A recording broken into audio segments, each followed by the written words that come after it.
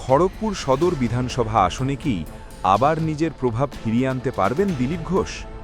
ব্যক্তিগত জনপ্রিয়তা আর দলীয় সংগঠনের লড়াইয়ে শেষ পর্যন্ত কে এগিয়ে থাকবে, দিলীপ নাকি শক্তিশালী হয়ে ওঠা প্রতিপক্ষ? 2026-এর লড়াইয়ে খড়গপুর সদর কি আবার দিলীপের ঘাঁটি প্রমাণিত হবে, নাকি বদলে যাবে সমীকরণ? খড়গপুর বিধানসভা আসনে এবারের লড়াইয়ে বিজেপি নেতা দিলীপ ঘোষ কতটা প্রভাব বিস্তার করতে পারবেন তা এখন রাজনৈতিক মহলে বড় প্রশ্ন হয়ে দাঁড়িয়েছে। একসময় এই কেন্দ্র থেকেই সাংসদ হিসেবে নিজের শক্ত ভিত তৈরি করেছিলেন তিনি। সংগঠন গড়া, কর্মী সংযোগ এবং হিন্দুত্বের ইস্যু তুলে ধরে খড়গপুরে বিজেপির জমি শক্ত করেছিলেন দিলীপ। ফলে ব্যক্তিগত জনপ্রিয়তা এখনও তার বড় সম্পদ।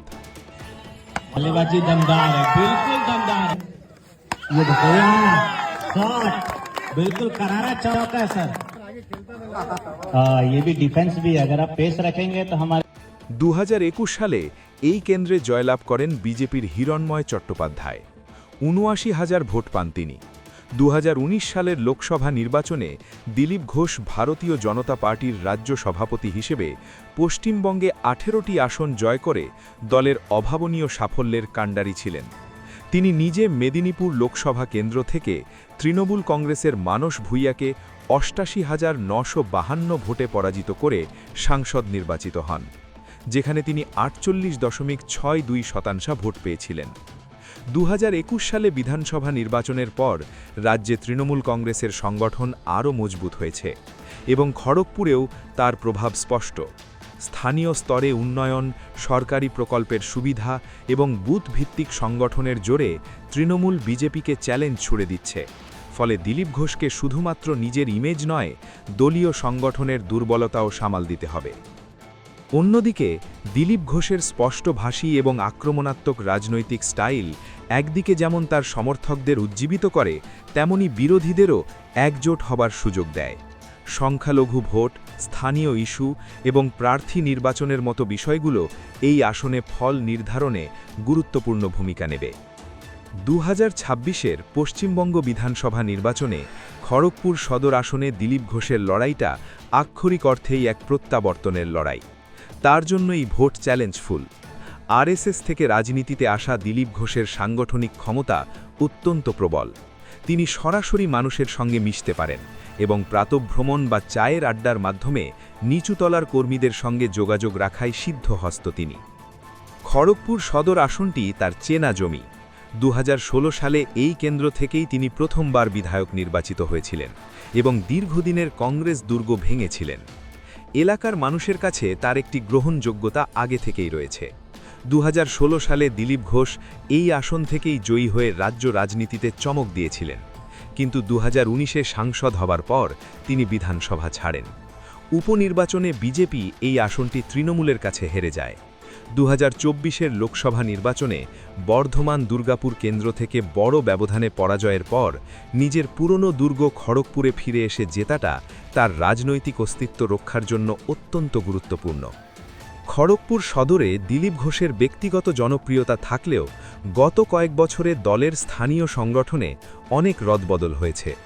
লোকসভা ভোটে পরাজয়ের পর দলের অন্দরে তার অবস্থান এবং স্থানীয় কর্মীদের সঙ্গে সংহতি বজায় রাখা একটি বড় চ্যালেঞ্জ। তৃণমূল কংগ্রেস এই আসনটি ধরে রাখতে মরিয়া। খড়গপুর সদরে সংখ্যালঘু এবং অবাঙালি ভোটারদের একটি বড় অংশ রয়েছে। তৃণমূল এবং অন্যান্য বিরোধী দলগুলি এই ভোট ব্যাংককে সংহত করার চেষ্টা করছে। দিলীপ ঘোষের এনকাউন্টার বা বুলডোজার সংক্রান্ত বিতর্কিত মন্তব্যগুলি ভোটারদের একাংশকে প্রভাবিত করতে পারে, যা তার জন্য তলোয়ারের দুই ধারের মতো কাজ করতে পারে।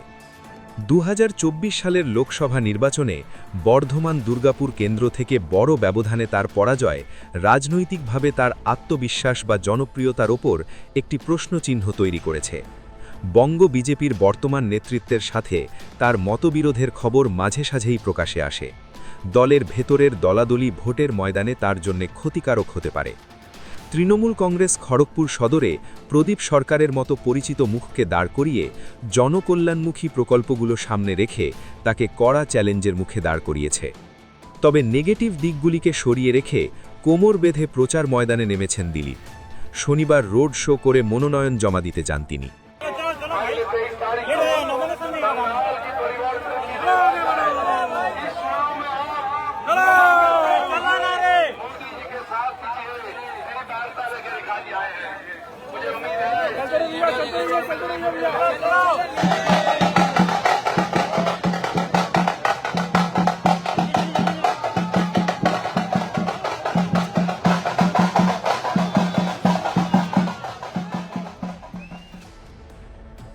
এদিন দিলীপের সঙ্গে ছিলেন শুভেন্দু অধিকারী। दिल्ली का जीत हमारी है, दिल्ली का जीत हमारी है।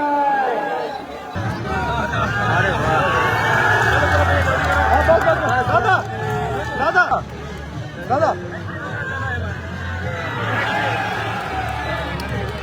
দিলীপ ঘোষের জন্য এই নির্বাচন অস্তিত্ব রক্ষার লড়াই।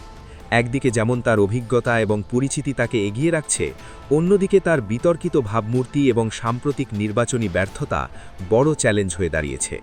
সব মিলিয়ে খড়গপুরে দিলীপ ঘোষ এখনও প্রভাবশালী মুখ হলেও জয় নিশ্চিত করতে হলে তাকে কঠিন লড়াইয়ের মুখে পড়তে হবে। ব্যক্তিগত জনপ্রিয়তা বনাম সাংগঠনিক শক্তির এই লড়াইয়ে শেষ হাসি কে হাসবে সেটাই এখন দেখার। ব্যুরো রিপোর্ট, আর প্লাস নিউজ।